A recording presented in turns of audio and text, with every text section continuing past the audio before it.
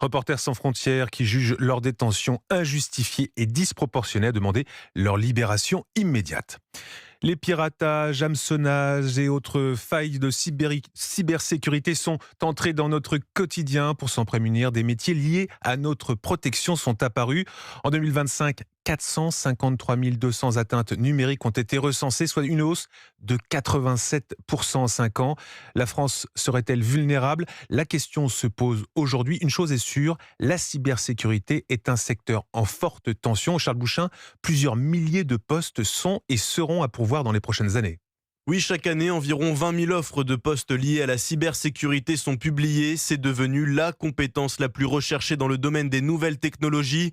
Le nombre de formations augmente, mais les difficultés à recruter persistent, explique Thibaut Carré, expert en cybersécurité. On estime qu'il y a encore un manque de profils sur le marché. On a bien identifié le problème il y a quelques années. Néanmoins, on n'est pas allé assez vite dans la formation des nouveaux talents par rapport aux besoins qui existent aujourd'hui. Et problème, dans le même temps, ces besoins s'accentuent. Le secteur cybersécurité évolue et de nouveaux métiers apparaissent.